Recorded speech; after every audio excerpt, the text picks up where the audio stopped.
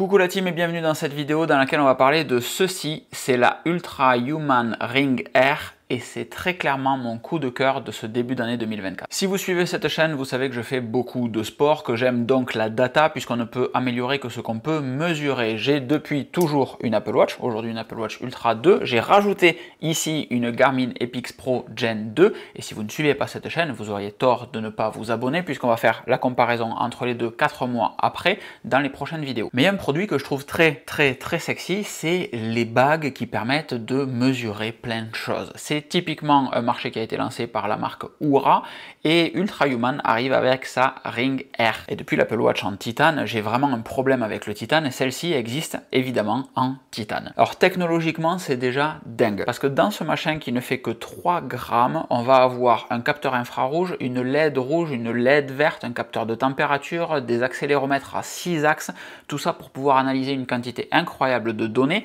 avec 6 jours d'autonomie. Et d'un point de vue analyse, c'est juste génial parce que la bague, on l'a toujours sur soi. 3 grammes, on ne la sent absolument pas. Les capteurs sont à l'intérieur, donc n'éclairent absolument pas non plus. Et il y a 6 jours d'autonomie, donc on a très peu à l'enlever pour la recharger. L'inverse d'une Apple Watch, mais sensiblement la même chose qu'une Garmin. Et ce qu'on va voir dans cette vidéo, c'est qu'en plus d'être très pratique, l'application qui remonte toutes les données est très bien faite, très proactive sur l'analyse des données. Et qu'en plus de ça, les données elles-mêmes sont globalement très fiables. Ce que j'aime particulièrement avec cette bague, c'est qu'on n'a pas besoin d'abonnement, elle vaut 350 € vs la Oura Ring qui vaut 400 €, la Oura Ring Horizon avec en plus 5 à 6 € d'abonnement mensuel. Le processus d'achat est super simple, une fois que vous avez commandé votre bague grâce aux 10% du lien qu'il y a dans la description de cette vidéo, Ultra Human va vous envoyer un sizing kit comme ça, donc vous avez différentes tailles de bagues en plastique pour venir choisir la bonne taille pour votre petit doigt. Vous recevez votre sizing kit, vous essayez les différentes tailles d'anneaux, vous pouvez même regarder à quel doigt vous voulez la mettre. Sur toutes les présentations, c'est à l'index. J'ai rien trouvé qui dit qu'il faut la mettre à l'index, donc moi je la mets à l'annulaire. Et vous allez ensuite dans l'application Ultra Human pour dire j'ai choisi, c'est une taille 9 qu'il me faut,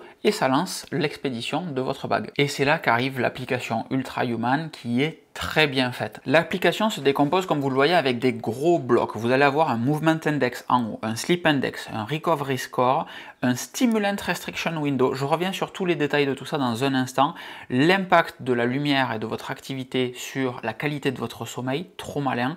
Et ensuite les classiques, faire un travail de respiration et de méditation, enregistrer un entraînement et les marqueurs individuels qui permettent de remonter toutes les datas que vous avez vues plus haut, le rythme cardiaque, votre VO2 max, la température au niveau mesurée au niveau de votre doigt et donc la déviation de cette température par rapport à la norme, votre HRV, votre rythme cardiaque au repos et des smart goals. Ensuite, en bas, on va avoir une timeline avec tout ce qui s'est passé durant votre journée, l'état de la batterie et voilà. Cette interface en bloc, c'est génial. Quand je suis arrivé sur une Garmin un peu saoulé que l'Apple Watch enregistre plein de choses mais n'analyse rien, j'ai adoré évidemment le fait que la Garmin soit en capacité de me dire Locan, t'as pas assez dormi, donc aujourd'hui ton entraînement il est un petit peu plus calme, Locan tu es stressé en ce moment, donc fais un travail de respiration, etc. Il n'y a pas encore la proactivité pour m'envoyer une notification en mode je sens que tu es stressé là maintenant, donc pose-toi et respire, mais on n'en est pas loin. L'application de Ultra Human va encore plus loin que ça et c'est pour ça que c'est mon gros coup de cœur de ce début d'année, tout simplement parce que le device est sexy au possible, mais qu'en plus de ça, l'application va être très proactive et analyser réellement les données mesurées par la bague. Ce mouvement index, si on clique dessus, on va avoir l'évolution de nos mouvements. Donc c'est tout simplement à quel point on est actif durant la journée, mais pas à quel point on est actif en mode faire beaucoup d'activités, beaucoup de trucs très compliqués, juste bouger, mouvement index. On va pouvoir fixer un objectif de pas. Moi j'ai mis 6000 pas, c'est totalement arbitraire. Les minutes actives, donc là 0. Je suis allé marcher ce matin, mais apparemment pour lui, c'était pas suffisant. On va avoir mes heures actives aujourd'hui, 8 sur 16 heures. Si on passe en weekly, on a les moyennes encore une fois qui remontent ici. Le total de calories entre calories actives et calories au repos. Et de la data sur mes workout frequency. Ce qui est très bien avec cette application, c'est que je ne sais absolument pas ce que c'est. Il y a un petit i très souvent. Je clique dessus et j'ai les informations. Ça c'est très cool et vous voyez un truc qui est bête, c'est que mon mouvement index est de 90 j'ai mon nombre de pas, mon nombre de calories qui remonte de suite, et j'ai un plus 5 parce que ce matin, au moment où je me suis réveillé, durant la fenêtre de 1h30, 2h de réveil, je suis allé marcher, ça fait partie de ma routine d'aller marcher le matin, et donc j'ai plus 5 points parce que c'était super important de marcher le matin, plus que le reste de la journée. J'ai ensuite mon Sleep Index, donc j'ai super bien dormi pour lui, et ce qui est très bien, c'est que ce Sleep Index, comme sur Garmin, on va voir les différents contributeurs à ce Sleep Index. Donc on voit que tout a été très cool, l'efficience de mon sommeil, la température, le fait que je sois réellement reposé, donc le sommeil profond, le temps total de sommeil, la chute de mon rythme cardiaque, le timing de ce sommeil entre 22h et 6h, et le sommeil récupérateur. Et là vous allez comprendre pourquoi j'aime énormément cette application et ce produit, parce que si je clique sur une data, je vais avoir la data en détail, les évolutions daily, weekly, monthly, mais je vais surtout avoir à chaque fois des conseils pour améliorer ce point particulier, cette data en particulier. Ça, Apple ne le fait pas, Garmin ne le fait pas. C'est juste génial. Comment est-ce que je peux améliorer la température de mon corps? Eh bien, peut-être pas faire des entraînements trop tard, parce que sinon je vais mettre du temps à retomber en température, etc., etc. Je vais avoir plein de petits conseils sur ces éléments-là. Le HR drop, comment est-ce que je fais pour que mon rythme cardiaque tombe rapidement quand je vais au lit? J'essaye de ne pas manger trop tard. En dessous, je vais avoir la saturation en oxygène. C'est en bêta pour l'instant. Si je clique sur le i, pareil, boum, j'ai la petite information qui me permet de savoir pourquoi est-ce qu'on parle de ça. Les différentes étapes de sommeil. Pour information, ces étapes de sommeil, elles sont en corrélation avec ce que me remonte mon Apple Watch, qui est le tracker le plus fiable du marché aujourd'hui. C'est The Quantified Scientist qui a fait plein de tests là-dessus avec du matériel médical versus tout un tas de trackers. L'Apple Watch sort rigoureusement première. Et les données mesurées ici, l'analyse du moins faite de ces données, pas les données brutes, font que on a des données qui sont très proches de l'Apple Watch, alors que la Garmin s'en éloigne, alors que des applications comme MotoSleep par exemple vont me mettre beaucoup plus de sommeil profond que ce qu'il y a en réalité. Bref, on va avoir tout ça ici et on va pouvoir avoir ensuite les différents horaires de sommeil profond, etc. Quand est-ce qu'on était dans le lit, de quelle heure à quelle heure. En dessous, j'ai encore, c'est pas fini, quand est-ce que j'ai bougé durant mon sommeil, l'évolution de mon rythme cardiaque, quand est-ce que mon rythme cardiaque était au plus bas, la variabilité de rythme cardiaque, etc., etc. Et à chaque fois, je vais avoir tout un tas de data sur tous ces éléments. Et là, je suis juste dans l'onglet sommeil. On revient donc en arrière, on va avoir la même chose entre guillemets pour le Recovery Score. Ce que je trouve génial, c'est d'avoir la possibilité de noter moi-même à quel point je me sens en forme ce matin ou aujourd'hui de manière générale. Et ça fait une grosse différence parce que pour personnaliser de la data, il n'y a rien de mieux que me laisser un curseur pour que je dise à quel point ça correspond ou pas à ce que je ressens. Et ensuite, l'application, petit à petit, va apprendre des différents contributeurs.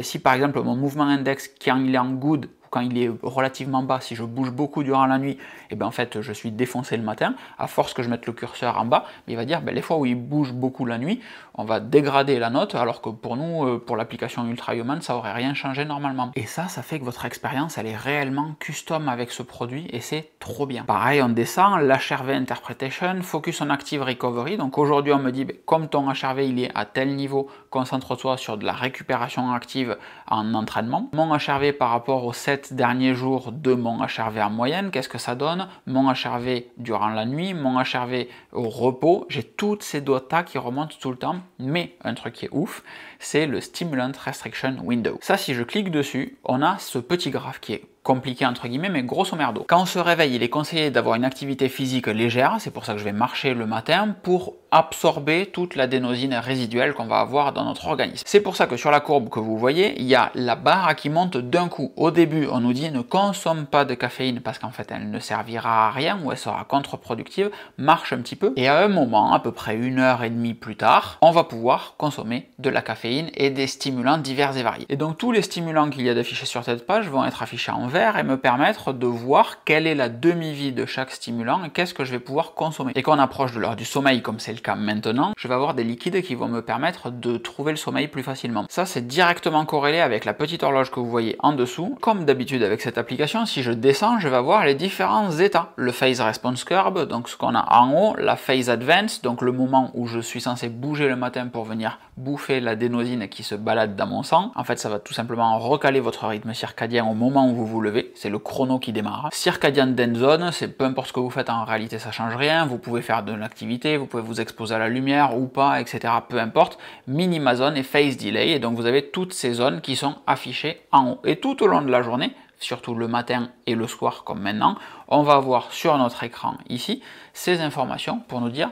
ok, bouge-toi et fais une activité, prends du soleil, ou au contraire, calme-toi, c'est bientôt la fin. Et ça, à chaque changement de phase, à chaque fois qu'il y a quelque chose de notable, je vais recevoir une notification. Il y a très peu de notifications dans cette appli, mais elles sont toutes pertinentes. Donc j'ai une notification qui va me dire d'aller m'exposer au soleil le matin, j'ai une notification qui va me dire que je peux consommer de la caféine parce que toute l'adénosine est censée avoir été consommée. Je vais avoir une notification en milieu d'après-midi à peu près pour me dire mais c'est peut-être le moment de te calmer sur tous les excitants, caféine, etc. Et je vais avoir une notification maintenant pour me dire ok, c'est le wind down, on se détend tranquillement, baisse les lumières, et voilà. Ce qui est totalement perdu puisque j'ai une softbox en plein milieu de la tronche. On a fait le tour de l'application que je voulais vous présenter en détail. Ensuite, j'ai les marqueurs individuels, évidemment. Ça, c'est les smart goals que je peux avoir pour la journée. Donc, typiquement, le Phase Advance Activity, c'est encore une fois le fait de bouger. Donc, lui, il fixe 1700 pas le matin et c'est ce qui va valider différents trucs. Je peux en rajouter, apparemment. J'ai ce petit truc en bas où je peux créer des nouveaux goals et je peux les modifier surtout. Par exemple, le wake up early, moi j'ai dit que si je me lève avant 7 heures, ben c'est banco. J'ai dit aussi que je voulais faire 6000 pas par jour. J'ai dit que mon Phase Advance Activity c'était 1700 pas. Je crois que ça c'est par défaut d'ailleurs. Et ensuite j'ai la timeline au moment où des ombres magnifiques m'arrivent dessus, donc la fin de cette vidéo va être catastrophique,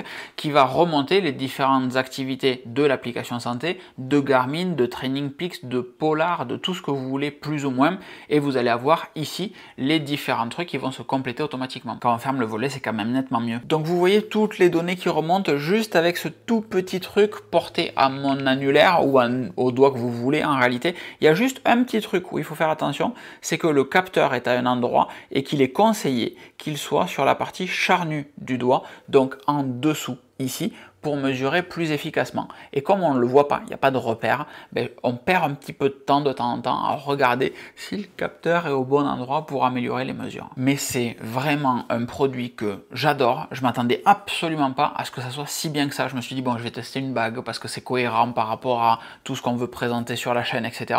Je suis bluffé par tout ce que ça fait, par l'application et la manière qu'elle a de concaténer toutes ces données, de les analyser et de rejeter des conseils d'action. C'est pas juste t'as mal dormi, essaye de mieux dormir, idiot. C'est t'as mal dormi parce que tu t'es entraîné tard la veille, parce que je suppose que t'as vachement bougé, parce qu'il s'est passé ci, il s'est passé ça.